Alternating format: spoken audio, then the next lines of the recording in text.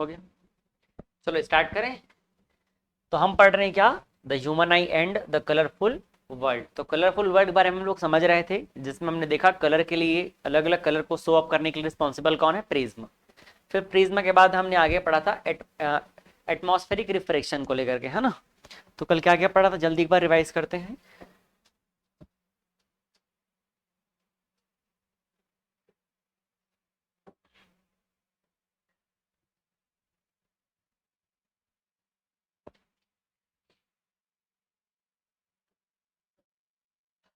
कल हमने शुरुआत किया था प्रिज्म से। प्रिज्म क्या है, ट्रांसपेरेंट ट्रांसपेरेंट डिवाइस है, ग्लास का बना हुआ, जिससे क्या होता है, लाइट जब उससे पार होता है तो उसके एंगल ऑफ प्रिज्म की वजह से दोनों जो सरफेस रहते हैं वो दोनों पैरेलल नहीं होते हैं, और लाइट जो है, लाइट का वहां पर जो लाइट के डिफरेंट डिफरेंट कलर का स्पीड अलग अलग हो जाता है, और उसकी वजह से उनमें डेविएशन जो रहता है वो भी अलग अलग हो जाता है।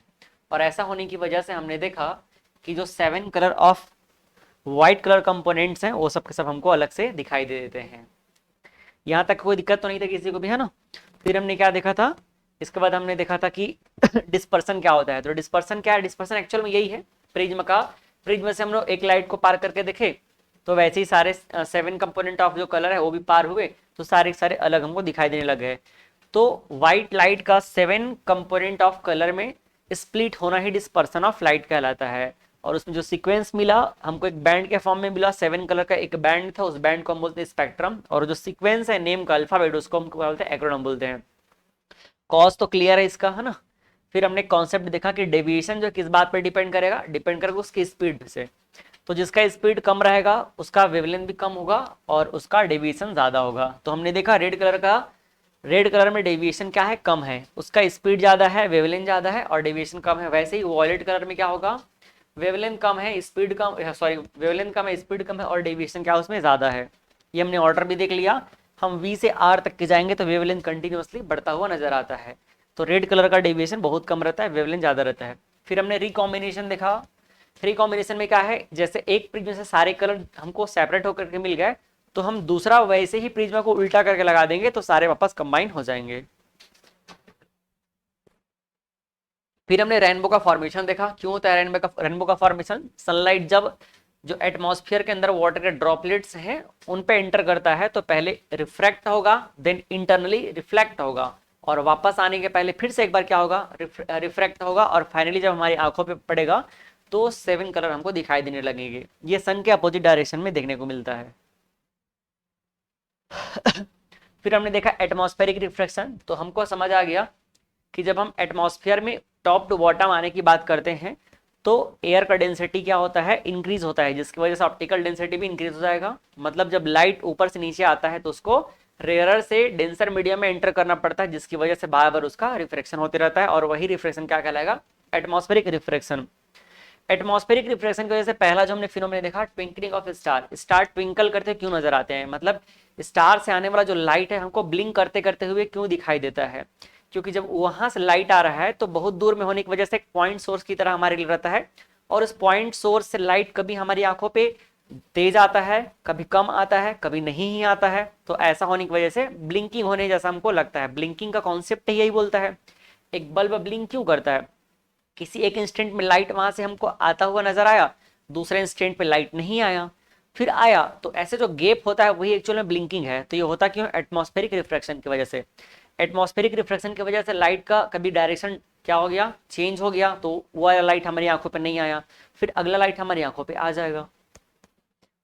इसके बाद हमने देखा कि जो स्टार होते हैं वो अपने एक्चुअल पोजीशन से थोड़े से हाई नजर आते हैं। क्यों, अब पोजीशन देखना है तो जो रिफ्लेक्ट होते हुए हमको ट्विंकलिंग करता हुआ लाइट आया है, अगर हम उसी को क्या करें, बैक प्रोजेक्ट कर दें, तो जब बैक प्रोजेक्ट करेंगे तो उसके अकॉर्डिंग हमको उसका जो प्रेजेंस है वो पता चल जाएगा। तो जब बैक प्रोड्यूस करेंगे तो जो लाइट है वो तो रिफ्लेक्ट होते होते आया है, तो जब बैक प्रोड्यूस करेंगे तो हमको जो लास्ट लाइट आया है वो भी रिफ्लेक्टेड लाइट रहेगा, तो उसका जो डायरेक्शन रहेगा वो एक्चुअल जो हाइट है उससे हमको ऊपर ही नजर आएगा, और हम क्या बोल देंगे कि भाई एपरेंट पोजीशन जो है स्टार का एक्चुअल से हमको ज्यादा नजर आ रहा है, क्योंकि रिफ्लेक्ट हो क्या आया है ना।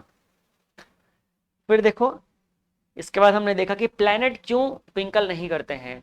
तो भाई ट्विंकल क्यों नहीं करेगा, जब लाइट जो कंटिन्यू आते रहेगा तो प्लैनेट जो है हमसे स्टार के कंपैरिजन में कम डिस्टेंस पे है, तो वो हमारे लिए एक बड़े सोर्स की तरह लगता है, इसलिए उसके उससे आने वाला जो लाइट है हमेशा कुछ ना कुछ पार्ट हमारे आंखों पे लगातार आते ही रहता है, तो हमको ट्विंकल करते हुए नजर नहीं आता है।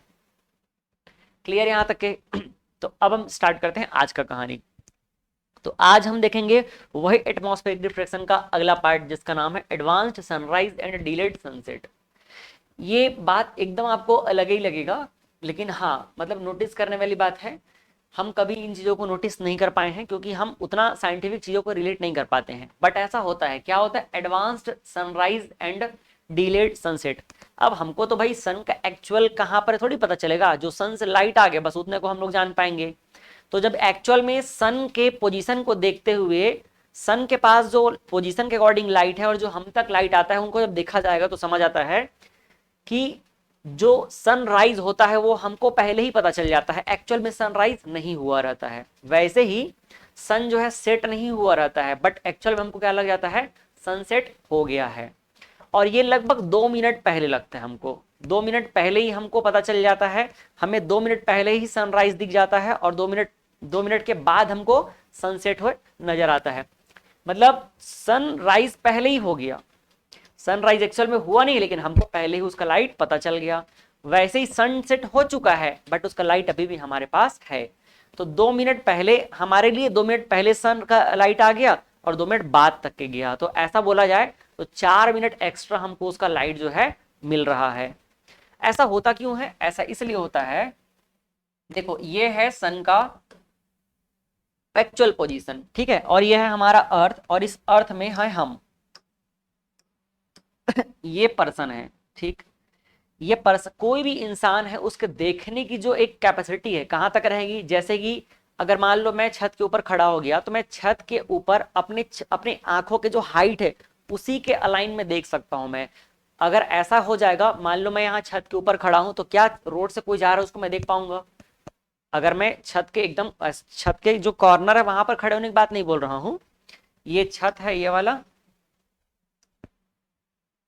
समझने की कोशिश करना। ये मान लो क्या है? छत है, और ये है क्या? रोड, ठीक है। तो भाई अगर मैं यहाँ पर जाके खड़ा हो कैसे झांकूंगा तब मैं रोड के नीचे कौन जा रहा है देख पाऊंगा। लेकिन अगर मान लो ऐसे सेंटर में मैं खड़ा हूं तो रोड में कोई जा रहा है उसको देख पाऊंगा क्या? मैं नहीं देख पाऊंगा। क्यों नहीं देख पाऊंगा? क्योंकि मेरे आंख की अपनी कैपेसिटी है, वो अपने इस हॉरिजन को ही देख पाता है, वो अपने इसी लाइन तक की चीजों को देख सकता है। थोड़ा ऐसे नीचे भी करूंगा तो देखो मेरा लाइन ये हो गया, समझ आया? अगर मैं बोलूंगा मेरे सिर को ऐसा रखा और मैं नीचे को देख लूं तो नहीं देख पाऊंगा। क्यों नहीं देख पाऊंगा? क्योंकि इस आंख का जो देखने का एक लाइन है उतने तक की ही इसकी कैपेसिटी है, और उसको बोलते हैं हॉरिजन। क्या बोलते हैं? तो हम जिस लाइन में देख पाते हैं, जहां तक हम देख पाते हैं वो हमारा हॉरिजन होता है। समझ आया कि नहीं? तो वैसे ही हॉरिजन से ही बनता है हॉरिजॉन्टल एक्चुअल में। तो ये हॉरिजन जो है, मान लो एक पर्सन यहाँ पर खड़ा हुआ है तो इसका हॉरिजन ये हो गया, ये जो दिख रहा है ये इसका हॉरिजन हो गया। कहने का मतलब वो इस लाइन में देख सकता है। समझ आया कि नहीं?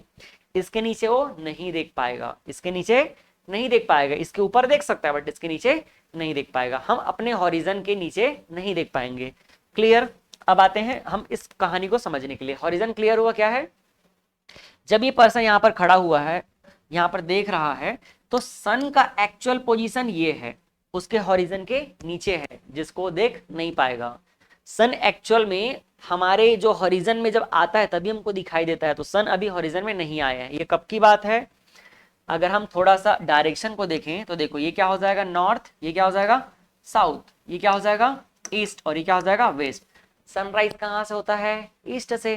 तो देखो ये ईस्ट में है, अभी कौन सा टाइम चल रहा है इसमें? सनराइज का। समझ आया? तो सनराइज के टाइम पे सन कहाँ पर है? ये ईस्ट में है। क्लियर है? तो सन जब ईस्ट में और हॉरिजन के नीचे है तब तक के हमारे लिए एक्चुअल में सनराइज नहीं हुआ है, सन हमको दिख ही नहीं रहा है। लेकिन होता क्या है, सन का जो लाइट है ये एटमॉस्फेयर में पड़ गया। सन का जो लाइट है कहाँ चला गया? एटमॉस्फेयर में जरूर आता है। सन भले ही नीचे नहीं आया लेकिन सन का तो लाइट स्प्रेड हो रहा है ना, तो सन का जो लाइट है वो कहाँ जाता है? एटमॉस्फेयर में आता है। और एटमॉस्फेयर में देखो उसका क्या हो रहा है? रिफ्रैक्शन। लाइट इस तरह से आया और यहाँ कहाँ एंटर किया? एटमॉस्फेयर में एंटर किया। और एटमॉस्फेयर में जैसे ही इसने एंटर किया तो देखो ये एटमॉस्फेयर में एंटर किया मतलब रेयरर से डेंसर में एंटर किया। तो जैसे रेयर से डेंसर में एंटर किया तो देखो ये हमारा क्या है? नॉर्मल है। अब इस नॉर्मल से किधर होगा? नॉर्मल की तरफ बेंड होगा। तो ये कंटिन्यूअसली बेंड होते होते देखो क्या होता है, अंदर आता है।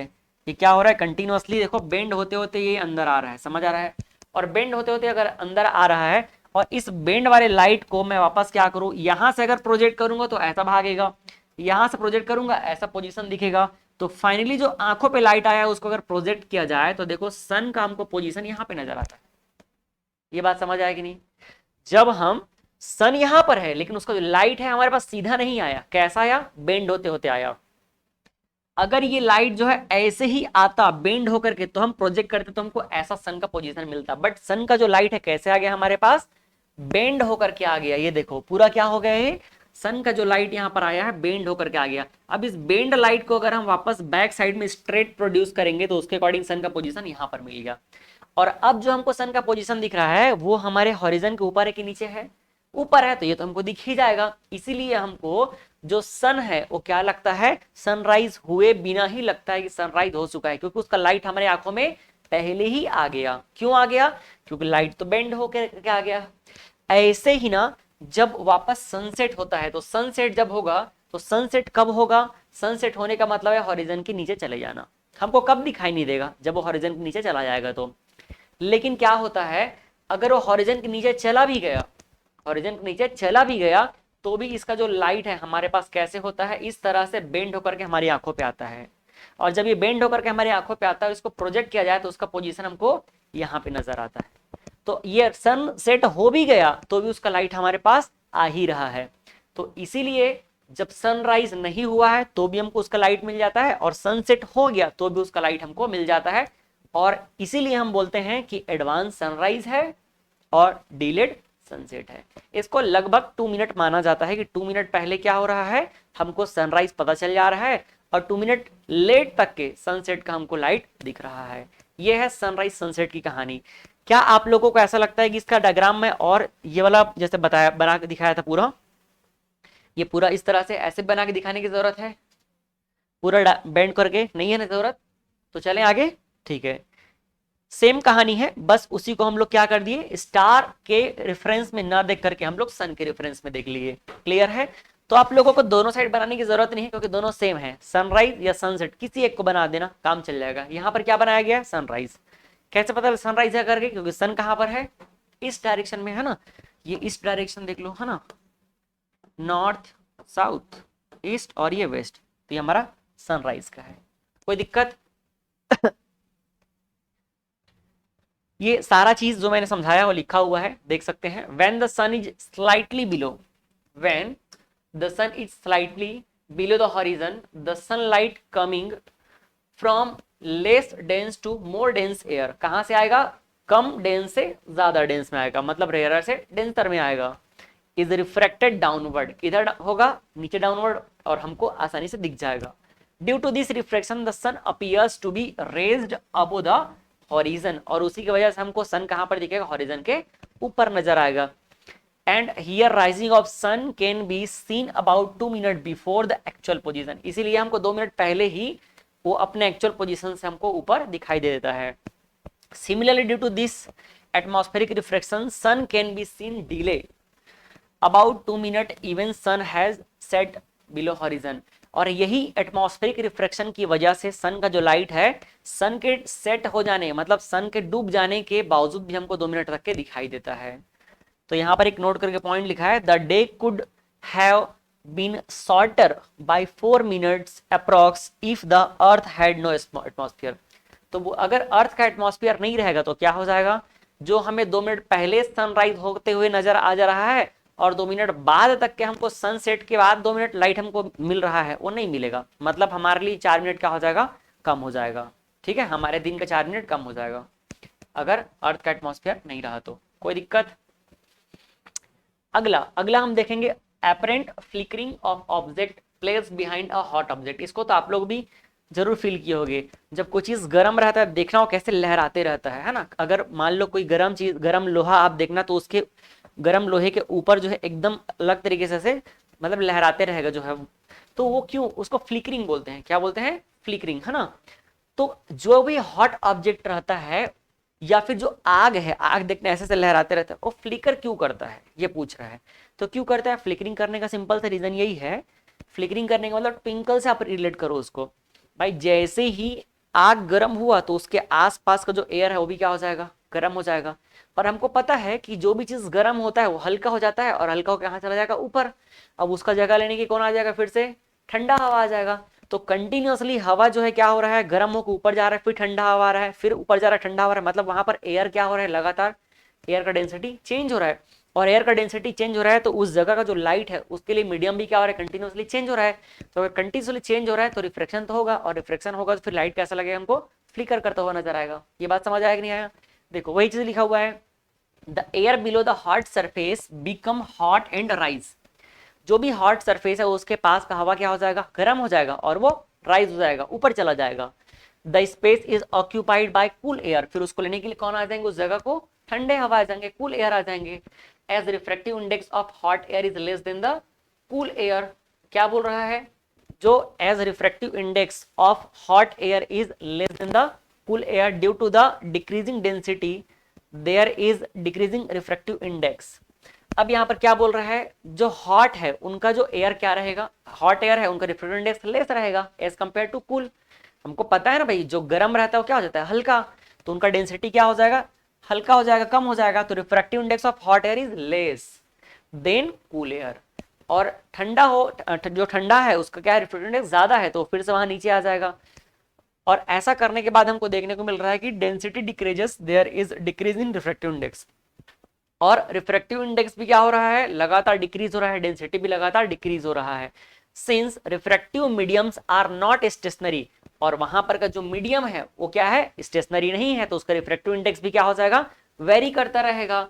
Hence the apparent position of object as seen through the hot air fluctuate, और इसीलिए वहां पर जो लाइट है वो भी क्या करता रहेगा, फ्लक्चुएट करता रहेगा। समझ आ रहा है? तो जो भी वहां पर का ऑब्जेक्ट का पोजीशन हमको फ्लक्चुएट करता है या फ्लिकर करता हुआ नजर आता रहेगा, क्योंकि वहां पर लाइट क्या हो रहा है, हर मोमेंट में मीडियम चेंज करते हुए एंटर कर रहा है। कोई दिक्कत समझने में इस बात को? इसके बाद ये हो गया एटमॉस्फेरिक जो रिफ्रैक्शन है उसके फिनोमिना हम लोग समझ लिए। अब एक नया टॉपिक छोटा सा और स्टार्ट होता है, और इसके भी 4-5 हमको जो है अपने लाइफ से जुड़े फिनोमिना देखने को मिलेंगे। ये जो टॉपिक है इसका नाम है स्कैटरिंग ऑफ लाइट। क्या नाम है, स्कैटरिंग ऑफ लाइट। स्कैटर होना मतलब फैल जाना, स्कैटर जैसे कि हम घर से स्कूल से का और कपड़े को फैला के रख देते हैं, पुस्तक को भी फैला के रख दिए है ना, तो वैसी स्कैटर ये है, स्कैटरिंग ऑफ लाइट। अभी क्या देखा, डिस्पर्सन ऑफ लाइट देखा, इसके पहले क्या देखा, डिस्पर्सन ऑफ लाइट है ना। अब देखेंगे स्कैटरिंग ऑफ लाइट। तो स्कैटर कौन करेगा, स्कैटर कोई चीज कब होगा, जब उसके रास्ते को कोई रोक देगा, जब उसके रास्ते को रोक करके उसको क्या कर देगा, बिखेर देगा, तब कोई चीज क्या हो पाएगा, स्कैटर हो पाएगा। तो लाइट स्कैटर कैसे होता है, जब लाइट के रास्ते में कोई ऐसा ऑब्जेक्ट आ जाता है जो उसको एकदम अच्छे से ठोकर मार देता है, तो लाइट क्या हो जाता है, वहां से टूट के बिखर जाता है। तो अब देखते हैं कौन इसको बिखेर सकता है। The phenomena of spreading of light in various direction by particles is called scattering of light. किसी भी पार्टिकल से टकरा करके या पार्टिकल की वजह से लाइट का डिफरेंट डायरेक्शन में स्प्रेड हो जाना ही क्या कहलाता है, स्कैटरिंग ऑफ लाइट कहलाता है। ये बात में कोई दिक्कत है नहीं। अब स्कैटरिंग का पहला जो रीजन है वो क्या है, scattering of light depends on wavelength of light. ये पहला डिपेंड करता है कि जो लाइट है उसका वेवलेंथ कैसा है। लाइट का वेवलेंथ कहने का मतलब समझ रहे हो, उसके लाइट के अंदर के कलर का वेवलेंथ कैसा है। तो स्कैटरिंग ऑफ लाइट डिपेंड करता है वेवलेंथ। वेवलेंथ को हम लोग लैम्डा से रिप्रेजेंट करते हैं। देखो जो स्कैटरिंग होता है ना, अगर हम अकॉर्डिंग टू कैलकुलेशन देखें जिसको हमको ज्यादा समझने की जरूरत नहीं है, तो वो डिपेंड करता है 1/λ4।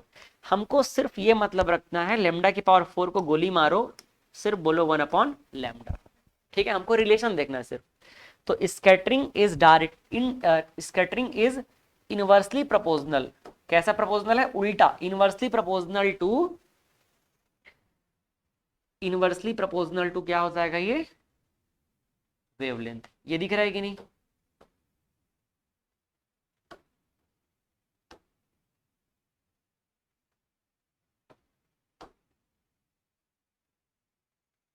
ठीक, किस पे डिपेंड करेगा, वेवलेंथ पे। इससे एक बात ये समझ आ गया कि जिसका वेवलेंथ ज्यादा रहेगा वो स्कैटर कम होगा। क्या हो गया, हंस लो अच्छे से। जिसका वेवलेंथ कम है उसका स्कैटरिंग ज्यादा होगा, और जिसका वेवलेंथ ज्यादा है उसका स्कैटरिंग कम होगा। अब बताओ किसका वेवलेंथ ज्यादा है? हमारे पास जो 7 कलर है उसमें सबसे ज्यादा किसका है? रेड का है। तो रेड कलर जो है कम बिखरेगा, रेड कलर जो है कम बिखरेगा, कम स्कैटर होगा, ज्यादा फैलेगा नहीं। और जो सबसे कम वेवलेंथ वाला है मतलब कौन है? वॉयलेट। तो वॉयलेट क्या हो जाएगा? सबसे ज्यादा स्कैटर हो जाएगा। ठीक है, मतलब जिसके पास ज्यादा लंबा चलने की कैपेसिटी है वो जल्दी से थोड़ी बिखरेगा, जल्दी से थोड़ी भटकेगा, नहीं भटकेगा ना। तो जो रेड कलर है उसका वेवलेंथ क्या है? हाईएस्ट है, इसीलिए उसमें स्कैटर क्या होगा? लीस्ट होगा। ये बात क्लियर हुआ। वैसे ही वॉयलेट कलर क्या हो जाएगा? उसका वेवलेंथ लीस्ट है, लीस्ट लैम्डा, तो क्या हो जाएगा? स्कैटर भी ये ज्यादा होगा। उल्टा है, ये पहला डिपेंड करेगा किस बात पे? स्कैटरिंग लाइट के खुद की कैपेसिटी पे, लाइट की वेवलेंथ पर डिपेंड करेगा कि कौन से कलर का जो वेवलेंथ ज्यादा है और कौन से कलर का कम है। ये बात समझ आया? ठीक है। दूसरा दूसरा ये है, चलो दूसरा को तो पे बाद में देखेंगे, अब यहाँ पर उसी को कंटिन्यू कर लेते हैं ना। Decreasing order of scattering. अब सारे का एक साथ अगर देखना है तो कैसे हो जाएगा? सबसे ज्यादा कौन स्कैटर होगा? ये मोस्ट स्कैटर, मोस्ट स्कैटर। और ये क्या हो जाएगा? Least scatter. ये सबसे कम स्कैटर होगा, तो लीस्ट स्कैटर। ये समझ आया? अब यहां से नोट करके हम एक पॉइंट लिख सकते हैं, हमें समझ आ गया कि सबसे ज्यादा कौन सा कलर स्कैटर होने वाला है? रेड। और सबसे कम कौन होने वाला है? वॉलेट। तो फिर फर्स्ट हमारा जो नोट पॉइंट मिला कि light of low wavelength scatter more specially, सबसे ज्यादा कौन होगा? वॉलेट। और वॉलेट के साथ साथ जो है दो कलर और है उसके पास, कौन सा? आई और बी, वी आई बी। ये क्या होंगे? ज्यादा स्कैटर होंगे। वॉलेट, इंडिगो और ब्लू, ये तीन कलर क्या होते हैं? ज्यादा स्कैटर होते हैं। और light of high wavelength scatter less, जैसे कि रेड। रेड क्या है? कम स्कैटर होगा। ये पहले पॉइंट से हम लोग कंक्लूजन निकाल के लाए। कोई दिक्कत समझने में? अब एक और फैक्टर जिस पर डिपेंड करता है, जैसे कि दो चीज है, अगर हम रास्ते में जा रहे हैं तो पहला तो ये डिपेंड करेगा कि हम कितने स्पीड में हैं, है ना, हमारा कितना रफ्तार है। और दूसरा हम जिससे टकरा रहे हो वो चीज क्या है। अगर मान लो हम जा रहे किसी गद्दे से टकरा गए तो कुछ नहीं होगा, मजा आ जाएगा। और पत्थर से टकरा गए तो फिर बहुत नुकसान हो जाएगा, है ना। तो पहला डिपेंड करेगा हम पे, तो पहला डिपेंड किस पे किया? लाइट पे। समझ आ रहा है? तो लाइट अगर खुद में क्या है, अगर ज्यादा वेवलेंथ वाला है तो फैलेगा नहीं, और कम वेवलेंथ वाला है तो फैल जाएगा। वेवलेंथ मतलब कितना डिस्टेंस ट्रेवल करने की कैपेसिटी है। अब दूसरा डिपेंड करेगा किस पे? जिससे टकरा रहा है। किससे टकरा रहा है? पार्टिकल से। तो scattering of light depends on size of scattering particle. किस पे डिपेंड करेगा? स्कैटरिंग पार्टिकल, जिससे टकरा रहा है, जिस पार्टिकल से टकरा रहा है उसके साइज पे डिपेंड करेगा। ठीक, छोटा रहेगा तो फर्क नहीं पड़ेगा, छोटा मोटा को तो भाग खुद ही ले जाएगा, आगे आगे ले जाएगा उसको। लेकिन बड़ा रहेगा तब उसको दिक्कत हो जाएगा। तो देखो, स्कैटरिंग जो है इस बात पे डिपेंड करेगा, स्कैटरिंग इस बात पे डिपेंड करेगा कि जो भी हमारा पार्टिकल है वो कितना बड़ा है। मतलब उसके उस पार्टिकल का अगर हम डायमीटर क्या मान ले? डी मान ले, तो डी स्क्वायर पे डिपेंड करेगा। किस पे डिपेंड करेगा? डी स्क्वायर पे। मतलब डी को आप थोड़ा सा इग्नोर मारो, सिर्फ ये बोल दो कि स्कैटरिंग डिपेंड करेगा किस पे? पार्टिकल के साइज पे। डी क्या है? डी है diameter of particle, scattering particle. तो डायमीटर जितना बड़ा रहेगा मतलब उसका साइज क्या है? उतना बड़ा है ना। तो ये बात को आपको दिमाग में रख के चलना, स्कैटरिंग डिपेंड करेगा पार्टिकल के साइज पे। अगर ज्यादा बड़ा पार्टिकल है तो स्कैटरिंग क्या होगा? ज्यादा हो जाएगा, ज्यादा फैल जाएगा। और पार्टिकल का साइज छोटा है तो वो कम फैलेगा। ठीक, अब यहां से फिर हम कंक्लूजन निकालते हैं कि वेरी फाइन या टाइनी पार्टिकल्स स्कैटरलेस। अगर छोटा पार्टिकल है तो वो कम स्कैटर कर पाएगा, ज्यादा नहीं फैलने देगा। और लार्जर पार्टिकल स्कैटर मोर, जो बड़ा पार्टिकल है वो क्या करेगा? ज्यादा फैलेगा। अब इन दोनों बातों को डिपेंड करते हुए लाइट के साथ क्या हाल होने वाला है वो डिपेंड करेगा। तो अब इन दोनों को समझने के बाद मैं एक फाइनल कंक्लूजन बता रहा हूं जो दोनों को रिलेट करते हुए रहेगा, और उसी के अकॉर्डिंग हम लोगों को आगे फिनोमेना देखना रहेगा। तो फाइनल कंक्लूजन क्या है? स्कैटरिंग कैसा होगा वो दोनों को भी रिलेट करते हैं। वेरी टाइनी पार्टिकल, अगर मान लो लाइट किससे टकराया? छोटे पार्टिकल से। किससे टकराया? तो very tiny particle scatter light of low wavelength, तो वो सिर्फ लाइट ऑफ लो वेवलेंथ वाले को ही क्या कर पाएगा? स्कैटर कर पाएगा। अगर छोटे पार्टिकल से टकराया तो कमजोर लोगों को ही चोट लगेगा, मजबूत लोगों को थोड़ी चोट लगेगा, नहीं लगेगा ना। तो अगर पार्टिकल का साइज क्या है, छोटा है, तो सिर्फ वहां पर जो कमजोर लोग हैं वही लोग डर के फैल जाएंगे। कौन है कमजोर लोग, जिनका वेवलेंथ कम है, और वो कौन कौन है, वीआईबी। समझ आया। वॉलेट, इंडिगो, ब्लू, ज्यादातर ब्लू के बारे में हमको पढ़ने को मिलने वाला है अभी। तो आप ध्यान रखना, छोटे से टकराए, अगर छोटे पार्टिकल से टकराया तो भी ये लोग रो ही देंगे। कौन लोग, वीआईपी लोग। समझ आया कि नहीं। अब थोड़े से देखो बड़े पार्टिकल, लार्जर पार्टिकल जो स्केटर है वो क्या करेगा, larger particle scatter light of high wavelength. अगर बड़े पार्टिकल से टकराया तो उसके सरदार को ही पकड़ लेगा वो सीधा। कौन है उसका सरदार, रेड है, ऑरेंज है। समझ आया। ये भी क्या हो जाएंगे, फैल जाएंगे। अगर बड़े पार्टिकल से टकराए तो रेड ऑरेंज ये क्या हो जाएंगे, स्कैटर हो जाएंगे। और तीसरा चीज, अगर इनफ लार्जर पार्टिकल, अगर मान लो कहीं इतने बड़े पार्टिकल से टकरा गए जिसमें अब ये है कि सबके सबको स्कैटर होना पड़ रहा है, तो ये कंडीशन भी हम लोग देखेंगे तो समझ आ जाएगा वहां पर। Enough large particles scatter all, और कुछ पार्टिकल अगर काफी बड़े मिल गए तो वो क्या करेंगे, सारे के सारे कलर को स्कैटर कर देंगे। सारे कलर को क्या कर देंगे, स्कैटर कर देंगे। तो enough large particles scatter all colour of light, all colour of light. अब बात समझना, अगर छोटा पार्टिकल से टकराया तो कौन सा कलर स्कैटर होगा, वीआईबी, जिसमें मोस्टली ना ब्लू कलर होता है स्कैटर। कौन होता है मोस्टली, तो जब ब्लू कलर फैलेगा तो हमको कौन सा कलर नजर आएगा, जो कलर फैलेगा वही नजर आएगा ना, जो कलर गिरेगा वही नजर आएगा। तो जब छोटे पार्टिकल से टकराएगा तो सिर्फ ब्लू फैलेगा, तो हमको क्या नजर आएगा, ब्लू। जब बड़े पार्टिकल से टकराएगा तो कौन फैलेगा, मोस्टली फैलेगा कौन, रेड और ऑरेंज, तो हमको क्या नजर आएगा, रेडिश नजर आएगा।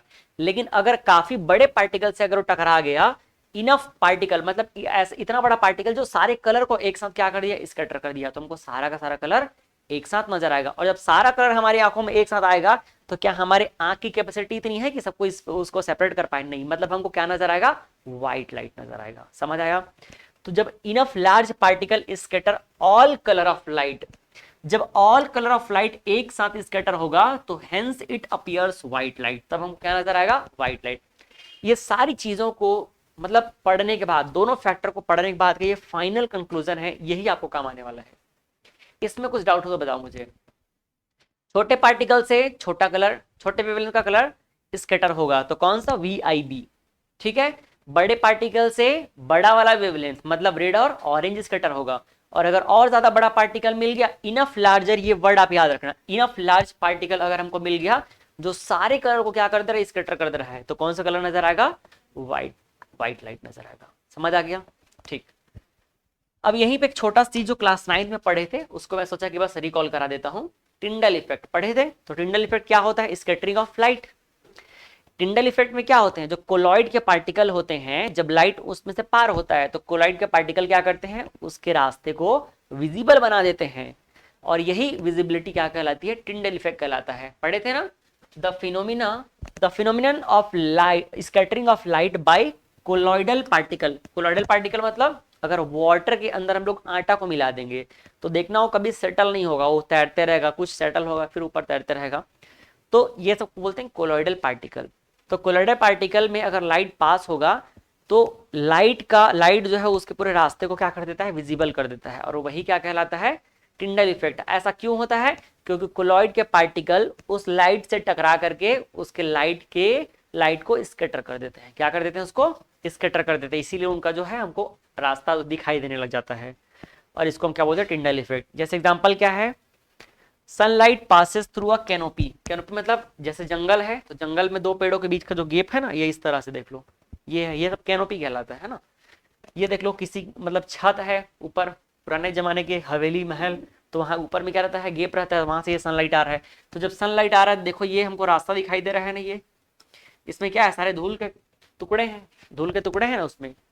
या पुराने जमाने के घर में देखना खप्पर वाला जो घर है, तो खप्पर कैसे नीचे से क्या आ रहा है, लाइट आ रहा है, तो वो सब क्या कहलाता है, ये जो लाइट का आना यही टिंडल इफेक्ट का एग्जांपल है। ठीक है, इसमें लाइट के रास्ते में जितने पार्टिकल्स देखो सब हमको दिख रहे हैं ना, और इसकी वजह से लाइट का रास्ता हमको दिखाई दे रहा है, यही कहलाता है टिंडल इफेक्ट। तो टिंडल इफेक्ट किसका एग्जांपल है, किसका कॉज है, स्कैटरिंग इफेक्ट का। कोई दिक्कत। अब हम आते हैं बिल्कुल अपने लास्ट टॉपिक की तरह, जहां स्कैटरिंग के इफेक्ट को हम समझने वाले हैं। Phenomena of scattering of light. Scattering of light की वजह से हमको क्या क्या इफेक्ट देखने को मिलता है। तो पहला इफेक्ट जो हमको देखने को मिलेगा कि why is the colour of sky is blue. Sky का कलर ब्लू क्यों होता है? ठीक है, स्काई का कलर ब्लू होता है, हम जानते ही हैं, देखे भी हैं, लेकिन वो होता क्यों है, इसका रीजन हमको मिलने वाला है कहां से? स्कैटरिंग के रीजन से। देखो स्काई, स्काई में क्या है? स्काई में बहुत छोटे छोटे पार्टिकल है। स्काई के में क्या है? बहुत छोटे पार्टिकल है। The upper layer of atmosphere contains very tiny particles of water vapours and gases. जब हम ऊपर जाते हैं स्काई में तो हम देखते हैं कि स्काई में रहता क्या है? बहुत ही छोटे छोटे वाटर के ड्रॉपलेट्स, या फिर जो यहाँ से यहाँ से जो इवापोरेट होकर के वाटर जा रहा है उसका वेपर रहेगा, यही तो रहता है। तो जब लाइट जो है स्काई पे एंटर करता है, जब लाइट जो है सन का लाइट जब स्काई पे एंटर करेगा तो वो किससे टकराएगा? इन्हीं वाटर के छोटे छोटे वेपर से और गैसेस से टकराएगा। तो वाटर के वेपर और गैसेस जो है बहुत छोटे साइज के रहते हैं, बड़े साइज के थोड़ी रहेंगे, ये कह रहे हैं कि बहुत ही छोटे साइज के रहेंगे। और अगर ये छोटे साइज के पार्टिकल हैं तो ये कौन से लाइट को स्कैटर कर पाएंगे? कम वेवलेंथ को कर पाएंगे, वीआईबी को। और वीआईबी में सबसे ज्यादा ब्लू को स्कैटर कर पाते हैं ये लोग, और उसी वजह से स्काई में क्या दिखाई देता है? पूरा पूरा ब्लू कलर दिखाई देता है। ये बात समझ आएगी नहीं? तो अब आपको बस मैच करना है कि कौन सा पार्टिकल है और कौन सा पार्टिकल कौन से कलर को स्कैटर करेगा। जिसको स्कैटर करेगा वो वाला कलर दिखाई दे देगा। तो समझ आया कि नहीं? जब हम स्काई की बात करें तो स्काई में क्या है? बहुत छोटे छोटे पार्टिकल हैं। किसके? वाटर के। किस फॉर्म में है? वेपर और गैस के फॉर्म में है। तो वेपर और गैस के फॉर्म में बहुत छोटे पार्टिकल है, तो वो किसको स्कैटर करेंगे? वो करेंगे लाइट के कम वेवलेंथ वाले को, मतलब मोस्टली ब्लू को ही स्कैटर करेंगे। इसीलिए क्या दिखाई देता है? ब्लू कलर दिखाई देता है। कोई दिक्कत समझने में?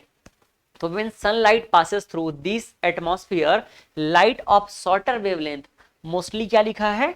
Blue light is scattered by very fine tiny particles, very fine और you can say tiny particles and sky appear blue color। कोई दिक्कत समझने में?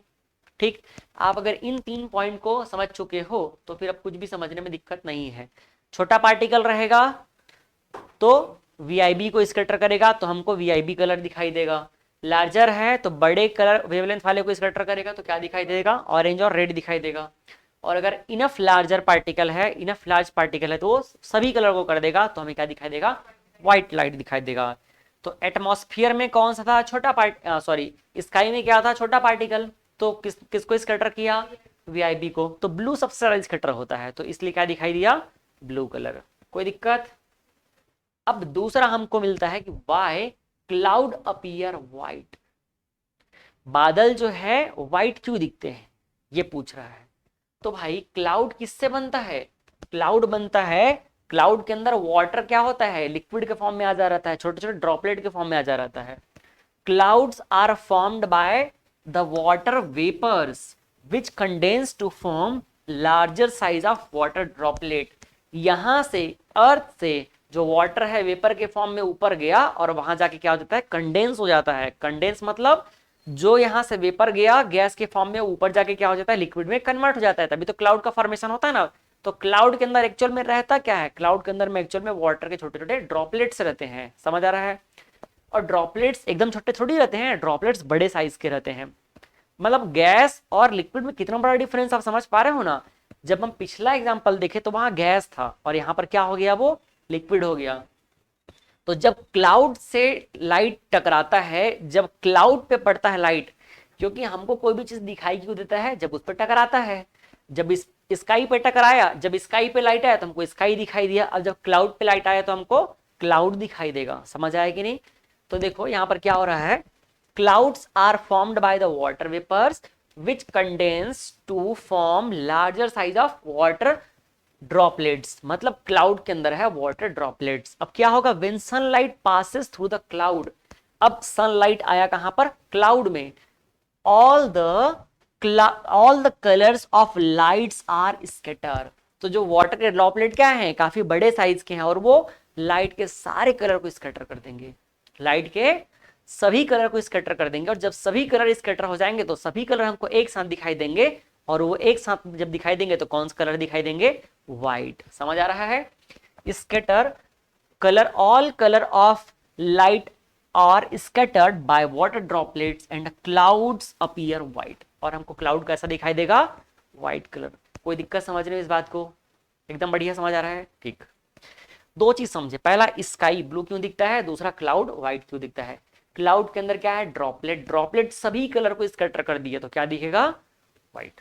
ठीक है, देखो क्लाउड के अंदर क्या है, क्लाउड के अंदर क्या है, वाटर ड्रॉपलेट। क्लाउड के अंदर क्या है, वाटर ड्रॉपलेट्स। वाटर ड्रॉपलेट्स क्या है, इनका साइज क्या है, बड़ा है, तो ये किसको स्कैटर करेंगे, all colour, all colours of light. ये ऑल कलर्स ऑफ लाइट को स्कैटर कर देंगे और उसकी वजह से हमको क्या दिखाई देगा, व्हाइट दिखाई देगा। अगला अगला आता है, why the sky of moon appears dark. अब मून का जो स्काई है डार्क क्यों रहता है, मतलब काला क्यों रहता है, ये पूछ रहा है। तो भाई हमने देखा कलर कब दिखता है, अब ये आ गया कलर कब नहीं दिखता है वाला, है ना। तो जब छोटे पार्टिकल से टकराएगा तो छोटा वाला कलर स्कैटर हो जाएगा तो क्या दिखाई देगा, VIB। जब बड़ा वाला पार्टिकल से टकराएगा तो बड़ा कलर स्कैटर होगा तो क्या दिखाई देगा, रेड और ऑरेंज। लेकिन जब सारे के सारे कलर स्कैटर हो जाएंगे तो क्या दिखाई देंगे, व्हाइट। अब ये क्वेश्चन उल्टा ही आ गया, डार्क कब होगा, तो भाई डार्क तब होगा जब कोई टकराएगा ही नहीं। डार्क कब होगा, जब कोई टकराएगा ही नहीं। और जब कोई टकराएगा नहीं कब, जब कोई पार्टिकल ही नहीं रहेगा। समझ आएगी नहीं।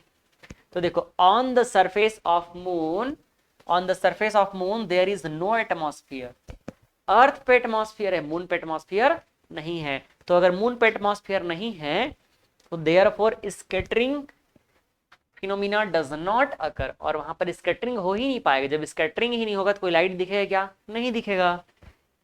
इसका does not occur on the moon, hence the sky of moon appear dark. और इसके इसीलिए क्या हो जाएगा, जो मून का स्काई है वो क्या रहेगा, हमारे लिए डार्क नजर आएगा, उसको हम लोग नहीं देख पाते हैं। कोई दिक्कत समझने में। अगला आता है, sky appear dark instead of blue to an astronaut.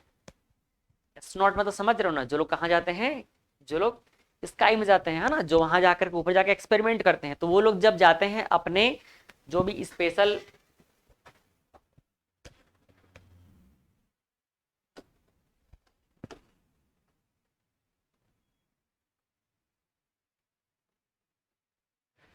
देखो, जो भी वो लोग अपनी स्पेशल जो भी जाने का उनका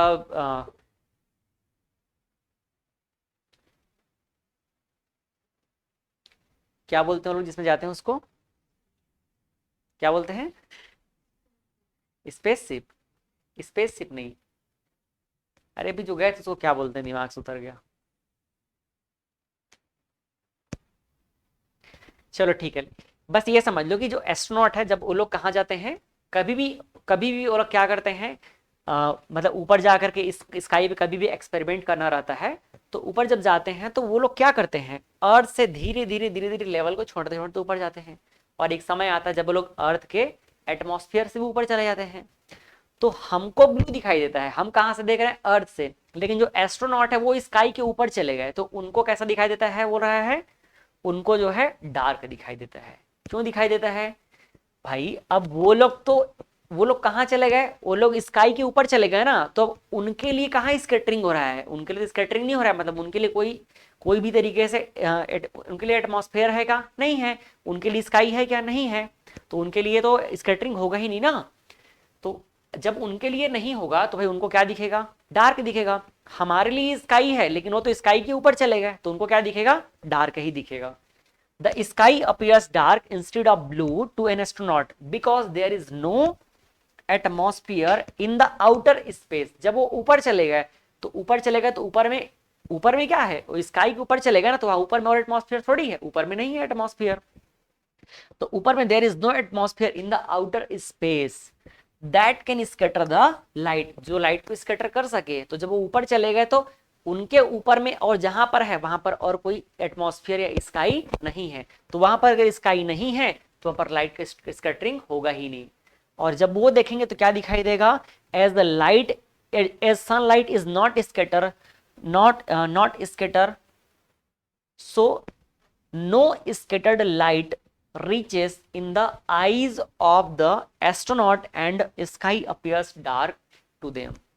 अब उनकी आंखों पे, जैसे हमारी आंखों पे क्या है, लाइट स्कैटर होकर क्या रहा है, क्योंकि हमारे ऊपर में क्या है, एटमॉस्फेयर है, हमारे ऊपर में स्काई है, इसलिए लाइट क्या हो रहा है, स्कैटर होकर आ रहा है हमारे पास। लेकिन जब वो ऊपर चले जाएंगे तो, जब स्काई के ऊपर चले जाएंगे तो और उसके ऊपर में स्काई थोड़ी है, नहीं है, तो इसलिए उनके पास जो लाइट आता है वो डायरेक्ट आता है। उनके पास लाइट आता ही नहीं, सीधी सी बात है, उनके पास लाइट आता ही नहीं है, क्योंकि लाइट वहां स्कैटर ही नहीं हो रहा है। इसलिए उनको जो है कैसा लगता है, उनको स्काई जो है डार्क लगता है, अंधेरा लगता है। ये बात भी क्लियर है। अंधेरा कब लगेगा, जब एटमॉस्फेयर नहीं रहेगा, जब लाइट स्कैटर ही नहीं होगा। तो हमारे लिए स्कैटर हो रहा है इसलिए हमको ब्लू दिखाई दे रहा है, लेकिन उनके पास कोई एटमॉस्फेयर ही नहीं है, वो एटमॉस्फेयर से ऊपर चले गए हैं। ऊपर चले गए तो ऊपर में कोई भी उनको स्कैटरिंग नहीं नजर आ रहा है। कोई दिक्कत समझने में इस बात को? मून पे डार्क क्यों होता है ये भी समझ आ गया, और एस्ट्रोनॉट को जो है स्काई डार्क क्यों नजर आता है ये भी समझ आ गया, क्योंकि वहां एटमॉस्फेयर नहीं है। अब एक लास्ट आता है, फाइनल है ये, एकदम लास्ट, ये बस दो है ना। डेंजर सिग्नल्स ऑलरेडी पहले ही बता चुका हूं, कोई बताने की जरूरत नहीं है, क्योंकि रेड कलर का वेवलेंथ क्या होता है, ज्यादा होता है, इसीलिए उसमें डेविएशन कम रहता है और स्कैटरिंग नहीं हो पाता है। और स्कैटरिंग नहीं हो पाएगा तो हमको लाल कलर, रेड कलर जो है बहुत दूर तक के दिखाई देता है। इसीलिए क्या करते हैं, डेंजर सिग्नल्स को हमको रेड कलर का बना करके रखते हैं। ये लिखा है wavelength of red colour is larger among all visible colours, hence scattering of red colour is least bye the particles, इसलिए वो पार्टिकल से टकरा के स्कैटर नहीं होता है। And can be seen in the same colour over a larger distance, so danger signals are made of red colour. Red colour जो है बहुत दूर तक के रेड ही रहता है, उसमें कोई स्कैटरिंग नहीं होता है, इसलिए हम क्या करते हैं, उसको डेंजर सिग्नल को रेड कलर का बना करके रखते हैं। ये भी क्लियर है ना। अब एक लास्ट टॉपिक है कि colour of sun at the sunrise and sunset appear reddish. देखो पहले हम लोग ये देखे थे कि सनराइज और सनसेट हमको पहले क्यों दिखाई दे देता है, सनराइज पहले और सनसेट बाद तक क्यों दिखाई देता है। अब ये उसी पे एक दूसरा क्वेश्चन है, इस बार क्या बोल रहा है कि अब कलर को बताओ भाई, कलर के बारे में, कलर को ध्यान दो, बोल रहा है सनराइज और सनसेट के टाइम पे जो कलर है रेड ही क्यों दिखाई देता है। ये तो आप लोग नोटिस किए होंगे, सुबह सुबह उठोगे देखना हम लाल लाल दिखते रहता है, फिर डूबने के टाइम भी एकदम वो रेड रेड दिखता है। तो सनराइज और सनसेट के टाइम पे उनका कलर रेड ही क्यों होता है, ये पूछ रहा है, क्यों ऐसा। देखो सिंपल सा बात है, सनराइज और सनसेट के टाइम पे सन होता कहां पर है, सनराइज और सनसेट तीन टाइम होता है, एक तो सनराइज का, दूसरा सनसेट का, और तीसरा दोपहर का टाइम। इसी में मैं ये एक्सप्लेन करूंगा कि दोपहर के टाइम पे हमको रेड दिखाई देता है क्या, नहीं, दोपहर तो एकदम व्हाइट रहता है। तो सनराइज मतलब एकदम सुबह और सनसेट मतलब एकदम ढलती हुई शाम, इन दोनों टाइम में रेड होता है। क्यों होता है, क्योंकि ये कहां पर होता है, ये हमसे काफी दूर होता है। हॉरिजन आपने देखा ना, सनराइज और सनसेट के टाइम पे कहां पर था ये देख लो, सनराइज और सनसेट, ये देखो, ये सनराइज और सनसेट के टाइम पे क्या है, हमसे काफी दूर पे है, लेकिन दोपहर के टाइम पे एग्जैक्टली वो हमारे ओवरहेड होता है, ऊपर पे होता है सन जो है। तो जब सनराइज और सनसेट के टाइम पे जब सन हमसे बहुत दूर होता है, तो सिर्फ वही लाइट हम तक के आ सकती है जिनकी हिम्मत ज्यादा रहती है, जिनकी कैपेसिटी ज्यादा रहती है, मतलब जिनका वेवलेंथ ज्यादा रहता है। जो कम कैपेसिटी वाले रहते हैं वो लोग ज्यादा रेडिएशन ट्रेवल ही नहीं कर पाएंगे। तो सनराइज और सनसेट के टाइम पे सन हमसे बहुत दूर होता है, इसीलिए वहां से आने वाली लाइट को बहुत ज्यादा डिस्टेंस ट्रेवल करना पड़ता है। तो सिर्फ वही लाइट हम तक के आ सकता है जिसका वेवलेंथ क्या रहेगा, ज्यादा रहेगा, कमजोर लोग वहां से हार मान जाएंगे। तो सनराइज और सनसेट के टाइम पे सिर्फ ज्यादा वेवलेंथ का कलर ही हम तक क्या आ सकता है, जिसमें मोस्टली कौन सा कलर आएगा, रेड, और थोड़ा बहुत ऑरेंज। इसीलिए हमको क्या नजर आता है, रेड रेड नजर आता है सनसेट और सनराइज के टाइम पे सन। सनराइज और सनसेट के टाइम पे सन के पास सारा कलर है, बट हमको क्या नजर आता है, वो रेड, क्योंकि हमको सिर्फ और सिर्फ कौन सा कलर दिखाई देता है, रेड। क्यों दिखाई देता है, क्योंकि बहुत डिस्टेंस ट्रेवल करना पड़ता है सन से हम तक के आने के लिए। लेकिन दोपहर के टाइम पे वाइट दिखाई देता है, क्योंकि इसका पोजीशन एकदम हमारे सर के ऊपर होता है, एकदम सीधा होता है, तो कम डिस्टेंस पे रहता है, और कम डिस्टेंस पे तो सारा कलर जो हम तक के आ जाता है। इसीलिए क्या होता है, इसीलिए हमको सभी कलर दिखाई देता है। ये देख लो, ये पूरा कहानी लिखा हुआ है।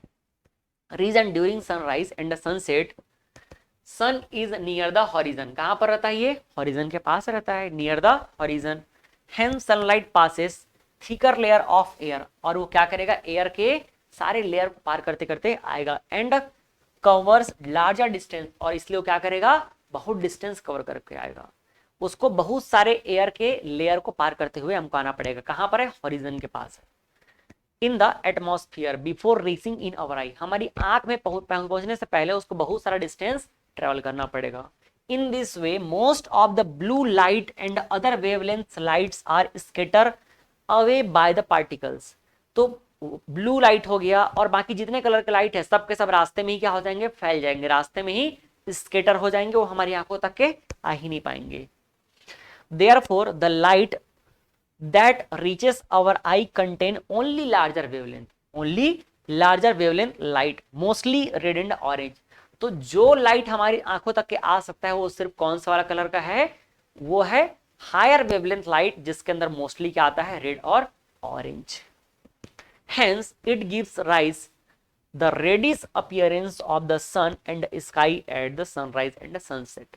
इसीलिए हमको सनराइज के टाइम पे सन जहां पर है या उसके आसपास का जो भी स्काई का जो जोन है हमको क्या नजर आता है, रेड नजर आता है। कोई दिक्कत समझने में इस बात को। और उसके बाद एक लास्ट चीज यहाँ पर लिखा हुआ है नून के बारे में।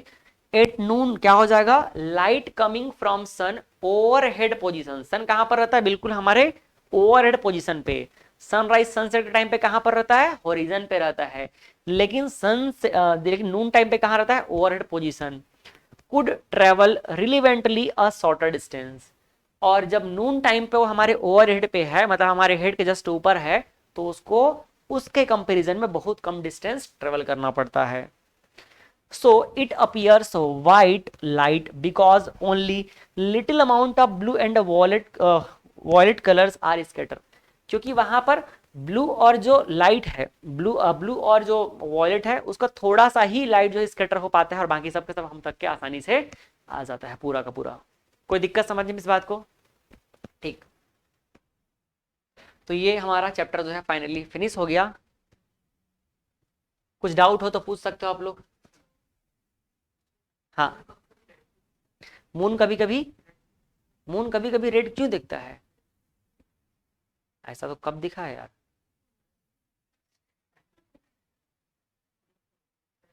हाँ, मून कभी कभी रेड, इधर तो मून का कलर जो है रेड दिखना वो अलग चीज है। हम मून के एटमॉस्फेयर की बात कर रहे थे, मून का कलर रेड दिख रहा है बोल रहा हो, थोड़ा सा सोचने की बात है ये। अब उसका एक कारण ये हो सकता है कि मतलब इवनिंग के टाइम पे जस्ट डूबने वाला रहता है, तो लाइट के रिफ्लेक्शन की वजह से हो सकता है कि कुछ जो रेड लाइट है वो हमको दिखता होगा, इसलिए वहां से रिफ्लेक्ट होकर के आता होगा।